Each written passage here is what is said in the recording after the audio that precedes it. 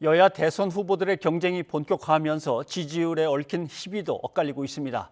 이런 가운데 집권 5년 차에 접어든 문재인 대통령이 여전히 40% 안팎의 지지율을 유지하면서 대선 판도에 어떤 영향을 미칠지도 관심입니다. 최진봉 교수와 얘기를 나눠보겠습니다. 어서 오십시오. 안녕하세요. 예. 결국 여권이 이제 권력을 쥐고 있을 때 네. 축은 뭐 정부, 그다음에 청와대, 여당 네. 이제 이렇게 되는 겁니다만은 대통령의 몫이 이제 상당히 중요한 한 축을 담당하는데 되게 집권 말에는 떨어지게 돼 있는데 40% 조금 미치거나 조금 위거나 지금 계속 그렇게 유지가 됩니다. 그렇습니다. 예. 그래서 뭐 예전에 대통령들이 겪었던 그런 과정을 겪고 있지 않는 것 같아요. 그러니까 대통령들이 대부분 예전의 대통령들은 지지율이 확 떨어졌거든요. 예. 그래서 이제 선긋기를 합니다. 일반적으로 이제 대통령 후보가 선정되거나 경선이 들어가면 아하. 대통령과 선긋기하고 그 정부에서 추진했던 정책에 비판적 입장을 취하고 탈당하라고 압박하고 이런 일들이 일반적으로 벌어지고 있거든요. 예, 지금 문재인 정부 이전의 정부들이 다 그랬습니다. 그렇죠. 그랬는데 문재인 정부 같은 경우에 오늘 발표된 조사도 지금 한국갤럽 발표만 봐도 38%가 잘하고 있다. 상당히 높은 4년 차에서 저 정도의 지지율이 나온다는 건 상당히 높다고 볼 수밖에 없습니다. 전임 대통령과 비교했을 때는요. 예. 또 일부 여론조사는 40% 이상 나오는 경우도 있거든요. 그렇다고 하면 현 대통령, 문재인 대통령에 대한 지지율이 끊임없이 받쳐주고 있기 때문에 제가 볼 때는 민주당 입장에서 탈당을 요구하거나 아니면 선을 긋는 모습을 보이지 않을 걸로 보여집니다. 아마 예. 지지율을 받치고 있는 가장 중요한 요인 중에 하나는 저는 코로나19의 대응이라고 봅니다. 코로나19 대응이 다른 나라보다 초창기부터 우리나라가 잘하고 있다는 K-방역이 극찬을 받았고 대통령이 초지일관 흔들림 없이 예. 방역에 최선을 다하는 모습을 보여주면서 국민들에게 안정감을 줬다는 점.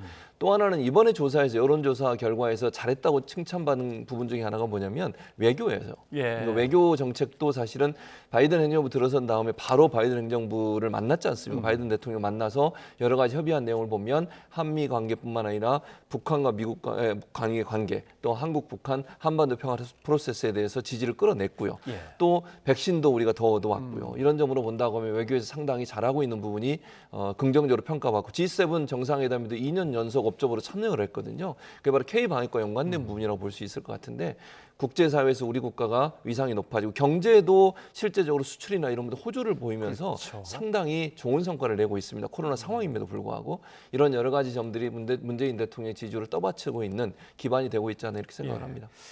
그러나 대통령의 지지율이 안 떨어지면 어떻게든 다음 대선이 이제 많이 남지 않았기 때문에 예. 여당으로서는 상당히 안심이고 야당으로서 상당히 초조해지는 이제 상황에 놓입니다. 물론 그래서 뭐 좌파 프레임이든 뭐 독재 프레임이든 이것저것 이제 정치적인 공세를 가했습니다만은 그래도 뭐 흔들림이 없네요. 그렇습니다. 예. 그러니까 이념적인 걸 가지고 공격하는 것이 별 영향을 못 미치고 있는 거죠. 지금 현재 우리나라 국민이나 젊은 세대 같은 경우는 이념적 논쟁보다는 현실적인 부분을 더 예. 실용적인 부분을 더 중요하게 생각한다고 보고 있거든요. 근데 우리가 겪고 있는 전 세계적으로 겪고 있는 가장 큰 문제가 코로나19였고 그 부분에서 경제 부분에 상당히 어려움을 겪고 있는 게 전 세계의 상황입니다. 근데 우리나라 같은 경우 코로나19의 방역이 성공적으로 이루어지면서 경제 성장이 일정 부분 이루어지고 뒷받침되고 있는 부분은 예. 현 정부에 대한 평가에서 긍정적으로 평가하는 부분이 있는 것 같고요. 또 이런 부분도 있는 것 같습니다.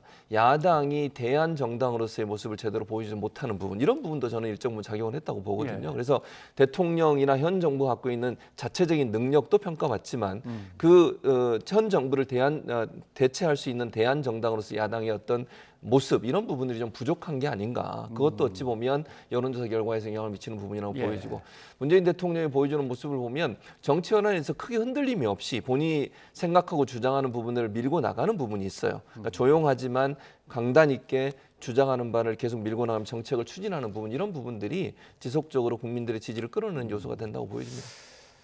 근데 야당으로서는 예. 만약에 공격하고 싶으면 예. 제대로 추진 못한 공약이라든가 예. 또는 무너져버린 예, 정책이라든가 맞습니다. 뭐 뭔가 답답하게 진척이 없는 그렇죠. 그런 행정의 어떤 집행 이런 것들을 갖다 이제 모아 가지고 예. 좀 분석을 잘 한 다음에 그렇습니다. 삼아야 될 것. 문재인 대통령이 옛날에 대통령 선거전에서 그런 말 한 것 같습니다. 예.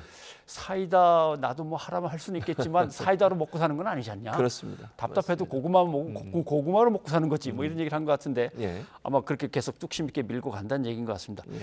그래서 그런지 서로 여권에서는 자기가 아무튼 문재인 대통령의 계승자다라고 하는 얘기들을 갖다 서로 내놓는 것 같은데 한번 들어보시죠. 예. 저도 문재인 대통령 뽑았고 저도 문재인 정부의 일원이고 문재인 정부는 민주당이 만든 정부이고 저도 민주당 정부의 일원이지 않습니까? 책임지고 있는 사람 중에 하나죠. 네. 그래서 예를 들면 문재인 정부가 잘했든 못했든 그 모든 것이 저의 공동 책임이지 저와는 아무 관계가 없는 남의 일처럼 얘기할 수는 없는 거죠. 그래서 저는 뭐 하나의 일종의 운명 공동체, 책임 공동체라고 할 수밖에 없는 상태입니다. 민주당과 민주정부에서 맡은 직함과 역할이 많았다고 해서 그만큼 정통성이 있다고 한 것은 저는 아니라고 생각하거든요. 예. 사실 어려운 환경에서 당을 위해 희생해 온 사람이 누구인가 하는 점이 저는 중요하다고 생각합니다. 네. 이낙연, 정세균 두 후보는 어차피 문재인 정부에서 국무총리를 했기 때문에 굳이 말을 들을 필요도 없이 적통이라는 이미지를 가지고 가고 있는데 거기서 벗어나 있는 사람 두 사람의 얘기를 들어봤습니다. 자, 이게 정식 당원이니까 71만 명입니다. 상당히 그렇습니다. 많습니다. 상당히 그러니까 이재명 지사가 하다못해 문재인 대통령의 아들까지 끌어안는 모습을 보이더라고요. 왜냐하면 이재명 지사 같은 경우는 잘 아시는 것처럼 죄송합니다. 문재인 친문 진영이라고 하는 진영과 갈등의 요소가 예전에 있었지 않습니까? 2017년도에 대선 과정에서 친문 진영과 갈등이 있었고 그 부분 때문에 이재명 지사가 상당히 친문과 안 좋은 관계를 계속 유지해 왔던 게 사실이에요. 그리고 친문 진영에서 이재명 지사에 대해서 약간 의심의 눈초로 쳐다보는 부분이 아직도 저는 있다고 보거든요. 그런 부분들이 사실은 친문 진영을 끌어안음으로써 해소하려는 의지가 있다고 저는 봅니다. 이재명 지사가 적극적으로 친문 진영에 대해서 지지를 보내고 문재인 대통령에서 긍정적인 평가를 하는 것은 친문 진영을 끌어안지 않고서는 이번 대선에 이기 어렵다 이런 판단을 했다고 저는 봐요. 그리고 실제적으로 친문 진영이 지지를 안 하면 야당과의 대결에서 이기가 상당히 어려운 부분이 분명히 현실입니다. 그런 점에서 본다고 하면 이재명 지사 입장에서는 예전에 문재인 대통령 그 당시 후보로서의 서로 경쟁하는 부분은 그 당시의 문제로 본인이 좀 반성할 부분도 있고 너무 공격적으로 한 것도 본인은 잘못됐다고 본다 이렇게까지 얘기를 했거든요. 그 말은 결국 친문 지지층을 끌어안아서 본인의 지지율이 견고하게 가면서 대선의 승리까지 끌고 가려는 의도가 있다고 보여지고요. 다른 후보들 입장에서도 문재인 대통령의 지지율을 본인의 지지율로 연계시키려는 의도는 분명히 있다고 보여집니다. 그러니까 보통은 지지율이 떨어지면요. 대통령 지지율이 떨어지면 선긋게 합니다. 그리고 이제 정책에 대한 비판을 많이 하거든요. 근데 지금 현재 문재인 대통령 지지율이 높기 때문에 다른 후보들 입장에서도 선긋기보다는 함께 가면서 문재인 대통령을 지지하는 지지층을 끌어안는 모습으로 가는 것이 본인들의 대선 전략에 유리하다 이렇게 판단해서 그런 모습을 보인다고 보여집니다. 아무튼 이재명 지사는 이렇게 상황을 보고 나서 역시 늘 이제 얘기를 나눕니다만은 이낙연 후보가 쫓아오고 자기의 이미 다 드러날 것들은 이미 다 드러났으니까 이제는 내 식대로 한번 가겠다라고 이제 좀 사이다 발언을 좀 하나씩 내놓는 것 같습니다. 그렇습니다. 아마 이제 예비 경선에서 그런 경험을 했던 것 같아요. 예비 경선 잘 아시겠지만 이재명 지사는 수세적 입장이었거든요. 방어적 입장에 있었고 1위 후보이기 때문에 너무 상대방을 공격해서 상체를 내는 것이 도움이 안 된다고 판단했던 것 같아요. 그러다 보니까 수세적 입장에서 계속 이제 답변도 하고 질문도 했는데 그게 결국은 이낙연 후보의 지지율을 끌어올리는 역할을 해버렸어요. 무슨 말이냐면 이낙연 후보는 좀 더 적극적으로 나섰거든요. 공격도 하고. 그러면서 예비 경선 과정에서 지지율이 올라가는 양상이 보이는 것들이 결과로 나타났습니다. 그래서 이재명 지사가 이제 본경선에서는 태도를 바꾸겠다 그랬어요. 예전에 본인이 사이다 발언했던 그 이재명으로 돌아간다. 그리고 네거티브에 대해서는 적극적으로 방어하겠다. 그렇게 얘기를 했거든요. 왜냐하면 이낙연 후보가 이제 이재명 지사의 부인 관련된 문제를 제기했습니다. 이제 그것 때문에 반론을 제기하면서 강하게 옵티머스 관련된 문제를 또 제기를 했었죠. 그러니까 이재명 지사가 갖고 있는 이 트레이드 마크가 사이다 발언이고 정책적으로도 초지일관 본인이 원하는 것을 반대가 있도록 밀어붙이는 모습이거든요. 그런 모습이 좀 어필이 돼야만 본인을 지지하는 지지층들도 많이 모일 수 있고 중도층에 있는 분들 입장에서도 지도자로서의 모습은 리더십을 가진 지도자를 원하기 때문에 그런 모습을 좀 더 어필하는 방법을 통해서 현재 이낙연 지사 쪽으로 가 있는 지지율을 좀 끌어오겠다는 의도라고 보여지고요. 이낙연 전 총리가 갖고 있는 지지층이 여러 가지가 흔들릴 수 있는 부분이라고 보고 있고 그걸 공격하는 과정이 있는 것이 아닌가 이렇게 보여집니다. 자, 야당 얘기로 한번 넘어가 봐야겠습니다. 국민의힘의 이제 최재형 전 감사원장이 B플랜이었다가 들어가서 이제 새로운 어떤 활력을 불어넣어주고 있는데 이렇게 되면 윤석열 전 검찰총장은 이제 상당히 초조해집니다. 그렇습니다. 버스를 안 타고 나중에 택시를 쫓아간다는 건 분명한 것 같은데 뭔가 그래도 보여줄 건 보여줘야 되지 않나 하는 시점인데요. 그렇습니다. 그래서 그게 좀 아쉬운 부분이에요, 사실은. 그러니까 최근에 보이진 행보를 보면 이제 본인이 지방 가는 거가 이제 잠시 코로나 때문에 멈추고 이번에 아마 주말에 어디를 가는 걸로 알려지고 있는데요. 그 지금 두 군데를 보여준 두 군데가 어디였냐면요, 식당을 찾아갔었고 그다음에 부동산 중개업소를 찾아갔습니다. 근데 거기에서 주로 했던 내용들도 보면 뭐 예전에 본인이 정치에 참여하겠다고 했던 얘기가 뭐냐면 정권에 대한 비판이었어요. 거기에 각을 세운 내용이 거의 대부분이에요. 99%가 거의 현 정부를 비판하는 내용으로 채워졌습니다. 뭐 거기까지도 이해가 되는 부분이 있다 하더라도 지금쯤 되면 뭔가 본인의 대안을 제시하는 부분이 있어야 되는데 대안보다는 또 현 정부 비판에 그쳤어요. 예. 그 두 군데 가서도 어려움을 얘기하면서 현 정부가 잘못됐다는 실정만 계속 얘기하고 있거든요. 물론 그것도 필요한 부분이 있을 겁니다. 야당의 후보로서는. 그런데 거기서 멈춰버리면 국민들이 비전을 보지 못하는 거죠. 지금 윤석열 전 총장이 대선 후보로서 오랫동안 활동을 하고 있고 대선이 얼마 남지 않은 상태에서 본인이 말하는 그러면 본인만이 말하는 정부는 어떤 모습으로 갈 거냐. 예. 미래에 대한 비전이나 아니면 어떤 정책을 주요 정책으로 할 거냐 하는 부분이 전혀 나오지 않고 있거든요. 그럼 국민들 입장에서 피로감이 쌓일 수밖에 없습니다. 예. 그러니까 윤석열 전 총장이 검찰에서만 30년 직무생활 공직을 했기 때문에 대통령으로서의 능력과 자질이 있는 것을 검증해야 되는 그런 부분이 전혀 나오지 않고 있고 다 도리어 또 본인의 가족과 관련된 여러 가지 의혹들만 나오고 있는 상황이어서 지지율이 올라가기보다는 빠지는 양상으로 가는 게 아닌가 생각이 듭니다. 예. 근데 이제 이준석 대표는 예. 내가 윤석열 전 검찰총장을 만나보고 감으로 잡았는데 예. 들어오게 될 거다라는 건데 김종인 전 위원장은 아니라니까 자꾸 그러네, 자꾸 그럽니다. 한번 들어보시죠. 예.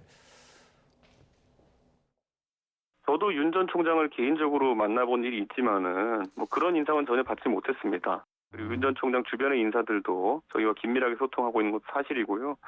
그렇기 때문에 제 생각에는 뭐 이게 제3지대론을 위한 포석으로서 그 윤석열 전 총장이 사람들을 만나고 다닌다 이렇게 보지는 않습니다.